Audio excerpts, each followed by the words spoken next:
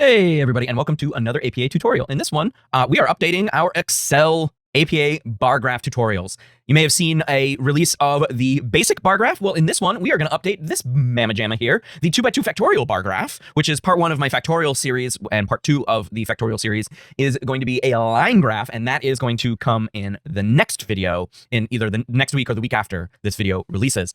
If you're watching this in the future, boom, it's already out. Perfect. So let's go ahead and update this video, which, 720p, oh boy, that's the best you can do. And I've gotten comments that people can't read them. So let's go ahead and update it in lovely, crisp 1080p glory with a new Excel version, right? This is a Microsoft Office 365 version, constantly updated, as opposed to Excel 2016, right? We're coming up almost a decade since that Excel came out. Spoiler alert, it hasn't changed that much, but we're going to go ahead and update these videos for the modern era here. 5 years is quite a long time. So let's go ahead and do that. And we're going to use the same data, but in this video, we don't have to go to Jamavi, JASP or Jamovi to combine the two. We're just going to use the same data, and I have that all written down. So I'm going to go ahead and throw it in here.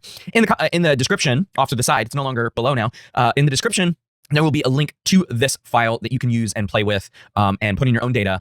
If that's how, if you just want the graph made for you and you just want to put in your own data, wonderful. That's going to be available for you to use. So let's go ahead and put in our data. We're going to be using a sample data from the Jamovi folks, and it's going to be the math skills and confidence building experiment that I've used in a number of these tutorial videos, especially the factorial. And then we're going to have men and women as our gender variable. So we have the group that they were put in. This is a stereotype threat set of data. And then we are going to have so let's go ahead and set up the data. We've got our math skills group, our confidence building group. This is from a stereotype threat where we are also comparing these two experimental groups with gender. So we've got men and women. So how well do they do on a math test is what our means here are. And we're also going to include our standard errors. So I'm going to put in, and you can start anywhere you want on this set of cells. Usually I open up a new file.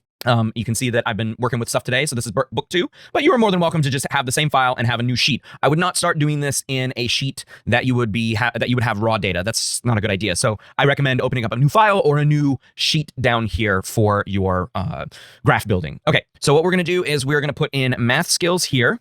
So this group got math skills, and then we are going to put in confidence building group, right? Oops, that's a confidence, and I'm going to go ahead and just make these the appropriate size. And then I'm going to put men and women down here. You may have heard my phone go off. So we've got men and women. I'm going to put my means in here. So this one is 70.13.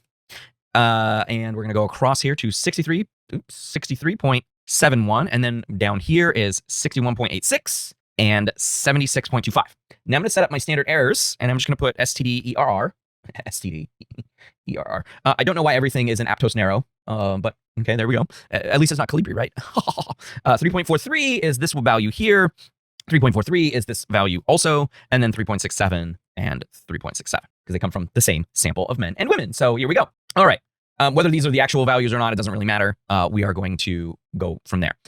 All right. So next thing we do is we need to highlight the data and create the graph. So we are going to grab this 3x3 section here, which is going to take our labels, which is an important part of creating our graph, right? So it's going to grab the data to make the graph, but then it's going to grab these labels for our chart. Okay, so, and our legend.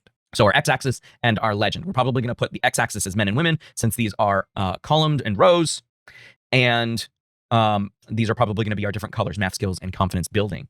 So let's go ahead and go to insert and choose the 2D column, clustered. That's what we want. You can also do 2D bar, either one. I think intuitively people like reading column graphs because they are, they start from 0, which is the ground, and they move their way up. So you can clearly see an amount increasing, right? Differences like that. It's because, we look at trees and we see trees being bigger or smaller, and we go, oh, okay, that tree's bigger than that one. So I'll click on that, and here we go. We've got blue and orange for our 2 bars. I'm going to make this as big. Oh, you know what? We're going to have things on the side here. So let's go ahead and do that. Look at that. Now, you could submit this if you wanted to. I don't want to. So I put men and women down here, and we're going to move lots of stuff around. And I said math skills and confidence building. I'm actually go ahead and switch that. You don't have to. You can leave men and women as the bars and confidence building as the x-axis. For some reason, it decided to do that. So if you want to change your rows and columns, you click on switch row and column. And that's what it'll do. It'll put math skills and confidence building, our experimental conditions, is the different colors, and then it'll put gender down here as our x-axis. So that's what I want to do. That's what I really want to do. Okay. So let's go ahead and format this graph. First thing I want to do is I want to get rid of the chart title. So you can do this in two ways. You can hit delete, or you can go to chart title and hit none. So let's go ahead and do that since I did delete in the other video. All right, so we've got rid of our chart title. Next thing I want to do is I want to get rid of these horizontal grid lines. Let's get rid of those. We go to add chart element and we go to grid lines, and you can see here that it's checked. So that means it's on. So we click it to uncheck it. And if we go back to double check, see they're gone. We go to grid lines, unchecked. So checked means on, unchecked means off on this one, as opposed to chart title, which has should be none. That's weird that it's wasn't selected as none. Huh, it's not changing. A little buggy there. It's gone though, so that's great. I don't know why that bug exists. Okay, so the next thing I want to do is modify the layout, right? So that we are going to modify where the legend is, we're going to modify the x-axis, and we're going to modify the y-axis. So let's start with the legend. The legend can be down here, and what ends up happening is if you add a label for your horizontal x-axis here, the legend will go below it. It's a little difficult to read, so I like putting my legends off to the side, but which is completely doable. If we do that, we go to add chart element, and we can go to legend, and we can put it to the right, and it will put it right there. I like having a big, nice square for my charts. So I'm going to go ahead and put the legend on the top because there's nothing else at the top. There was the chart title, but we don't need the chart title. So I like putting it up there. Unfortunately, it's really hard to read this. So the first thing we have to do is change the font size. And we're going to change the font itself. So we're going to go to click on that, and it's going to choose the legend. And we're going to go to home to change the font and the font size. I like doing Arial. Arial is accepted. I mean, it's the default for Google. It's accepted. It has great kerning and spacing between the characters. It's a sans serif font, so it's useful for folks with dyslexia and other reading difficulties. So let's go ahead and choose Arial, and let's go ahead and choose at least 14. So 14 there. And now you can see that if you're watching in on your phone screen, right? It's much clearer to do that. And we can change the color if we want to. That's fine. I like leaving this as like a sort of a darker gray, so it's not as harsh, but you're welcome to change it to fully black. So that's the legend. So the legend's all done. We've got math skills in blue, and we've got confidence building in orange. Hopefully that color combination is working for all of my viewers.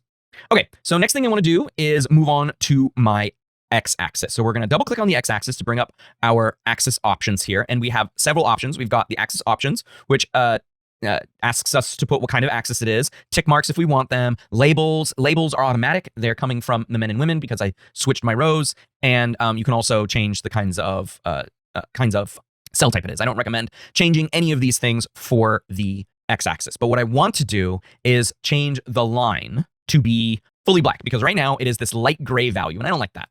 So let's go ahead and make it pop, right? This is the 0 value. And I'll go ahead and make it a full 1-point font thick. Okay, so you can now see that in the selection, it is clearly marked as 1. Okay, and that's all I want to do for the line itself. The other thing that I want to do is go to home, and while it's selected, change the font to Arial and change the size to 14. There you go. Men and women are now much bigger. Great. Last thing I need to do is go up to chart, go back to chart design, go back to add chart element, and we're going to select axis titles, primary horizontal. Okay, so that puts in this axis title at my default font and sizes. So we'll go ahead and change that. Triple click or click and highlight to change it to gender. That's what I'm going to do.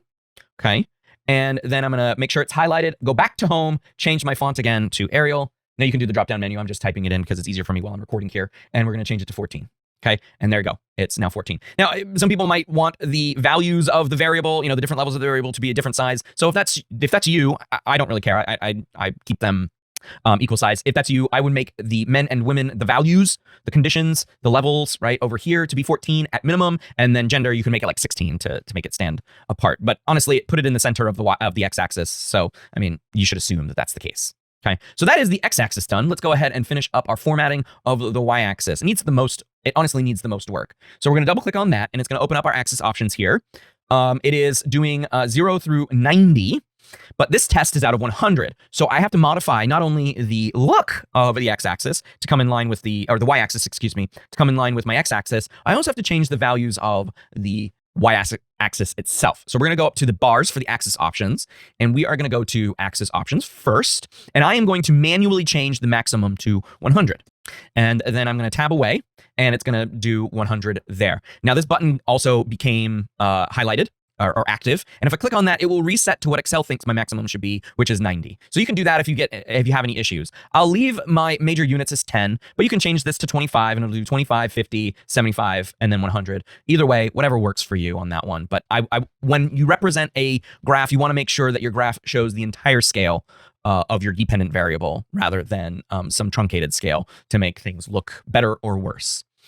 Show the full scale. All right. Next, I am going to go ahead and change the line. So it's this dark gray, but it's actually not there at all. And so when I change it to black, it's actually going to pop up as black. So it's very interesting how Excel says, oh, this is the color, but it's not actually there. I'm going to increase it to 1 point font so we can do that.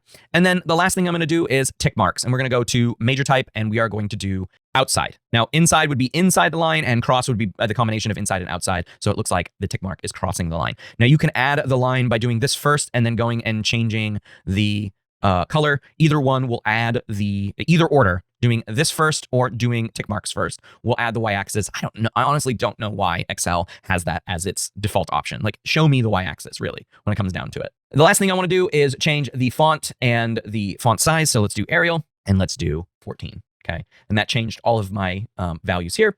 And then we go back to chart design and we go to chart element to add the axis title. Okay. So we're going to add the axis title here. This is the statistics. Exam score, and then I put in parentheses out, oh my gosh, of 100 in the old videos, just, to make sure that it's extremely clear what we have. And in my previous video, I used biological sex. I changed this to men and women as opposed to male and female. So you may see a difference there. So that's all written. I don't know. There might be a typo in there. Let's go change the font. Arial. Oops, that's Arial, Arial, and 14. There we go. All right. There's a formatted APA style 2x2 bar graph. But we're missing one more thing. We need to add error bars to these things because we have our standard errors. Look at that. So we need to go ahead and add those error bars. Excel has the most functional error bar setup, right? So we're going to go ahead and close that. Oh, well, actually didn't need to. We're going to go to chart design, add chart element. And as you can see, we've got error bars right here. And so we've got none, standard error, percentage, and standard deviation. Now you might think, oh, I'll use standard error. Unfortunately, what happens when I choose standard error is it tries to calculate some standard errors from this data. And it's completely wrong. So we are going to have to change those. So one thing you can do is when you click on standard errors, one of these, it'll add the error bars. We can also go back to none, but then we can go to error bar options. I always recommend going to more error bar options first. It's going to open up the add error bars based on series. So we're going to do math skills first. So what we're going to do is we've got 70.13 and 61.8. And so when we are asked what series do we want to do, it's going to be based on one of these values. So we're either going to go across rows or down columns, and I'll show you what I mean by that. So let's choose math skills to go first, right? So it's choosing the blue bars, and as you can see, the error bars are selected. That means we're modifying them. You have 3 options to deal with. What directions you want? Well, I want both rather than plus or minus only. I want to go in both directions. I like end caps because it shows you where the values end. Now we need to figure out what our error amount is, right? So we've got fixed value, percentage, standard deviation, or standard error, right? That's the value this is creating right now. What I want to do is change this to custom. And we are going to specify the value. So let's click on specify value, and it brings up the custom error bars value insert. So it's asking us to choose data from the spreadsheet, okay? And it's doing one for both, and you can see how small they are, right? They're tiny. So by default, it does one. What we're going to do is choose the values that apply to these 2 error bars. Now, there are 2 values that we need. Well, what 2 values are those? Well, we are on the blue math skills bars. So we are choosing the 2 bars that fit math skills. And so the values that go with these 2 values, 70.13 and 61.86. Well, that's these 2. 3.43 goes with the 70 and 3.67 goes with the 61.8. Men and women. So we are going to choose these 2 values. And so it chooses C10 to C11, and the dollar signs mean don't change those for anything. And you can either click down here, click and highlight. You can highlight this and copy it and then paste it. You can tab and it will highlight this so you can then reselect. I usually like doing the reselect, but you can do copy and paste, whatever you want to do. All that matters is that these 2 things are the exact same. Only one equal sign, and the equal curly brackets 1 is replaced by whatever your values are. We're going to go ahead and hit OK. And as you can see, those changed significantly. Okay. They got bigger. The next thing we're going to do is change the colors so they are stark black. And then I'm done with these. Look at that. Boom. Done. Now, you can do one of 2 things to get to the next set of error bars, the next series, right? The confidence building series.